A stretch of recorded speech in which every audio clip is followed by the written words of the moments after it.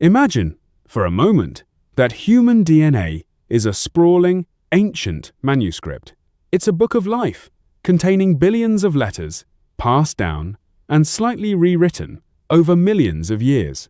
But what happens when you find a single typo in a chapter of 2.5 million letters? Right now, that one tiny error could mean a teenager feels like a 90-year-old man, trapped in a failing physical vessel, slowly losing the ability to walk, to lift a glass of water, and eventually, to breathe.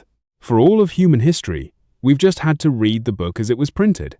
But what if we suddenly found a pair of molecular scissors and a pen? What if we could just cut out the typo and rewrite the sentence? It is both the most thrilling and terrifying question of our era. We are standing at the absolute edge of a biological revolution. We aren't just talking about reading the genome anymore.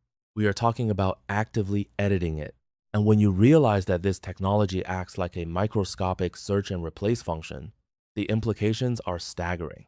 We are looking at a tool that could completely eradicate hereditary diseases, shut the door on viruses like HIV, and, quite frankly, put the steering wheel of human evolution directly into our own hands.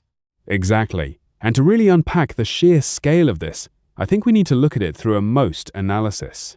If we define the overarching mission here, it is undeniably noble: the complete eradication of genetic suffering.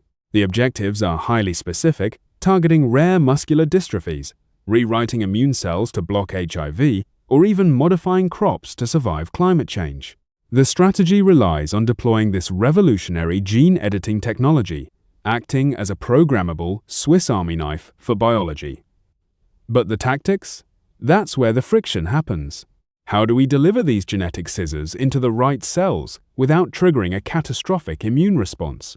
That tactical friction is exactly where the heartbreak and the hope collide.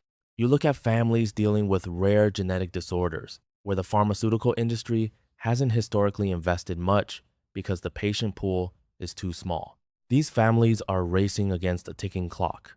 For them, the tactic is sheer urgency, but science demands caution. We have to remember the gene therapy trials of the late 90s, where an unforeseeable immune system collapse tragically cost a young man his life. That single event paralyzed the entire field for years. If we rush the tactical execution of gene editing today and make a similar mistake, we risk shutting down a technology that could literally save millions. Which naturally brings us to a SWOT analysis of this entire genetic frontier.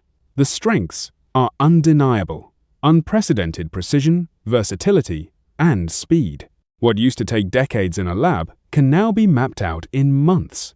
But the weaknesses are keeping scientists awake at night. We are talking about off-target effects. What if the scissors snip the right typo, but accidentally cause a mutation somewhere else in that massive book of life? Right, and the opportunities and threats are two sides of the exact same coin.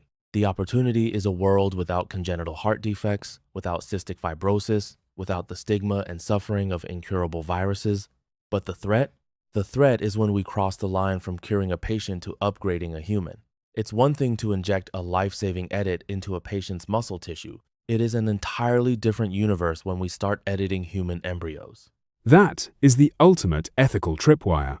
Because when you edit an embryo, you aren't just treating one person, you are altering the human germline. That edit gets passed down to their children, and their children's children. We are permanently hacking human evolution. And if we can edit out a hereditary disease, what is to stop us from editing in enhancements? Nothing. And that is where we have to apply a pestle analysis, because the fallout is going to hit every pillar of our society, politically and legally. We are already seeing a massive global fracture. Some countries have stringent bans on embryo research, treating it as an absolute ethical taboo. But in other parts of the world, those experiments are already happening. It is a biological arms race. Economically, you have to ask, who owns the patents to human upgrades? If we can engineer humans to be physically stronger, mentally sharper, or immune to certain diseases, those upgrades will inevitably be commercialized. So we could be looking at a future where social inequality is no longer just about wealth, but about biology. A literal genetic class system. The wealthy could afford to give their children a biological head start, while the poor are left to the genetic lottery. That social and economic divide could tear the fabric of humanity apart. Absolutely. And look at the technological and environmental parallels we are already seeing in agriculture. We are already editing the genomes of crops to make them pest resistant or to alter their starch compositions. Multinational corporations are patenting these edited seeds. Some argue it's brilliant, it could reduce pesticide use and create climate-resilient food, but critics warn about corporate monopolies controlling the very foundation of our food supply. If a few global companies control the DNA of our crops, what happens when corporations start holding the patents to the genetic sequences that cure human diseases? It makes you realize that we aren't just playing with science, we are playing with power. Let's dig deeper into the societal and ethical shockwaves using a spear analysis. Socially and politically, we've covered the risk of a genetic divide. Economically, the monopolization of life itself. But anthropologically and religiously, this is a seismic shift. For the first time in history, a species is capable of directing its own biological destiny. We are removing the blind, random process of natural selection and replacing it with human intent. Are we wise enough to play God? That is the most haunting question of all. Anthropologically, evolution has always been driven by adaptation to environments over millennia.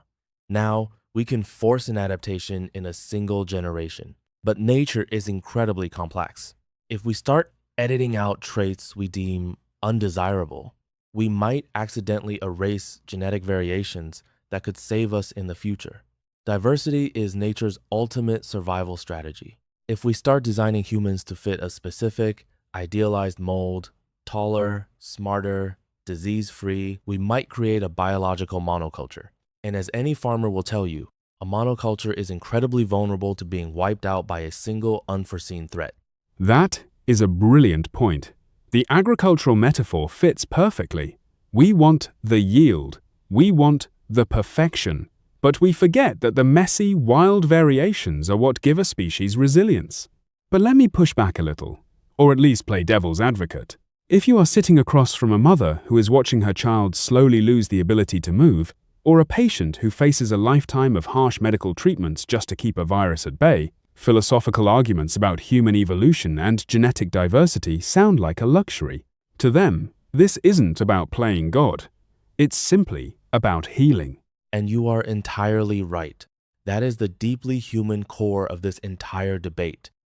When you are the one suffering, or watching someone you love suffer, the risks of gene editing look entirely different. You don't care about the anthropological implications for the year 2300.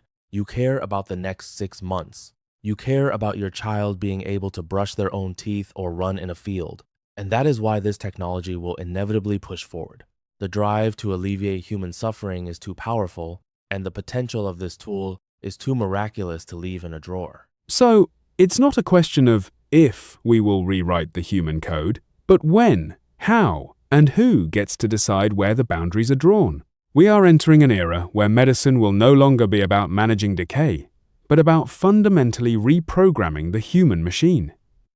We might cure the incurable. We might extend the human lifespan. We might even upgrade our cognitive and physical limits. But in doing so, we have to recognize that every time we cut a sequence of DNA, we are severing a tie to our evolutionary past. We are stepping into the dark. The technology is a blank canvas, and we are holding a brush that can paint life itself. We just have to hope that our ethical maturity can evolve as fast as our scientific capability. A race between our wisdom and our power. We have hacked the genetic code, and the Book of Life is now open on the desk, waiting for our edits. The question we leave you with today is this: when we finally have the power to erase all our flaws, what will it actually mean to be human?